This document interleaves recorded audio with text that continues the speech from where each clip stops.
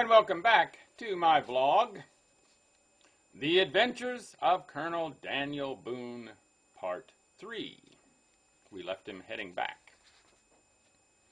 I remained with my family on Clench until the 6th of June, 1774, when I and one Michael Stoner were solicited by Governor Dunmore of Virginia to go to the Falls of the Ohio to conduct into the settlement a number of surveyors that had been sent thither by him some months before, this country having about this time drawn the attention of many adventurers. We immediately complied with the governor's request and conducted in the surveyors, completing a tour of 800 miles through many difficulties in 62 days.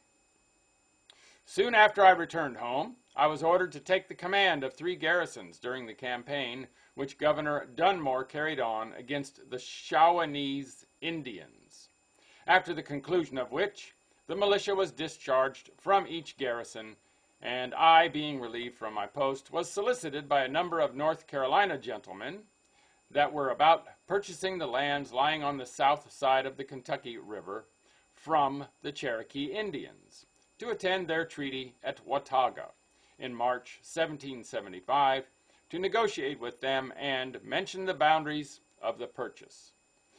This I accepted, and at the request of the same gentlemen undertook to mark out a road in the best passage from the settlement through the wilderness to Kentucky, with such assistance as I thought necessary to employ for such an important undertaking. I soon began this work, having collected a number of enterprising men, well armed. We proceeded with all possible expedition until we came within 15 miles of where Boonesboro now stands, and where we were fired upon by a party of Indians that killed 2 and wounded 2 of our number. Yet, although surprised and taken at a disadvantage, we stood our ground. This was on the 20th of March, 1775. 3 days after, we were fired upon again, and had 2 men killed and 3 wounded. Afterwards, we proceeded on to Kentucky River without opposition, and on the 1st day of April began to erect the fort of Boonesboro at a salt lick about 60 yards from the river on the south side. On the 4th day, the Indians killed one of our men. We were busily employed in building this fort until the 14th day of June following, without any farther opposition from the Indians, and having finished the works, I returned to my family on Clench. In a short time, I proceeded to remove my family from Clench to this garrison, where we arrived safe without any other difficulties than such as are common to this passage, my wife and daughter being the first white women that ever stood on the banks of Kentucky River. On the 24th day of December following, we had 1 man killed and 1 wounded by the Indians, who seemed determined to persecute us for erecting this fortification. On the 14th day of July, 1776, 2 of Colonel Calloway's daughters and 1 of mine were taken prisoners near the fort. I immediately pursued the Indians with only 8 men, and on the 16th overtook them, killed 2 of the party, and recovered the girls. The same day on which this attempt was made, the Indians divided themselves into different parties and attacked several forts, which were shortly before this time erected, doing a great deal of mischief. This was extremely distressing to the new settlers.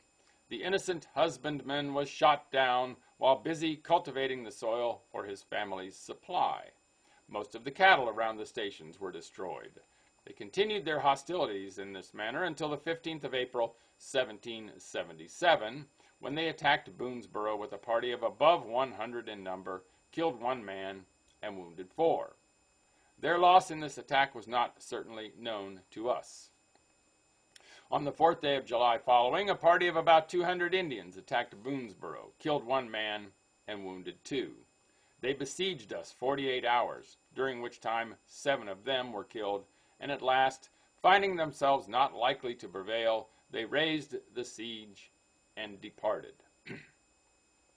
The Indians had disposed their warriors in different parties at this time, and attacked the different garrisons to prevent their assisting each other, and did much injury to the distressed inhabitants. On the 19th day of this month, Colonel Logan's fort was besieged by a party of about 200 Indians, During this dreadful siege, they did a great deal of mischief, distressed the garrison, in which were only 15 men, killed 2, and wounded 1.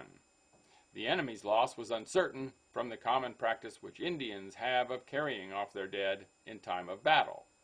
Colonel Harrod's fort was then defended by only 65 men, and Boonesborough by 22. There being no more forts or white men in the country, except at the falls, a considerable distance from these, and all taken collectively, were but a handful to the numerous warriors that were everywhere dispersed through the country, intent upon doing all the mischief that savage barbarity could invent. Thus we passed through a scene of sufferings that exceeds description. On the 25th of this month, a reinforcement of 45 men arrived from North Carolina, and about the 20th of August following, Colonel Bowman arrived with 100 men from Virginia. Now we began to strengthen, and from hence, for the space of 6 weeks, we had skirmishes with Indians in one quarter or other almost every day. The savages now learned the superiority of the long knife, as they called the Virginians, by experience, being out-generaled in almost every battle. Our affairs began to wear a new aspect, and the enemy, not daring to venture an open war, practiced secret mischief at times. And there we'll leave them for today, more tomorrow. Make it a great day, and bye for now.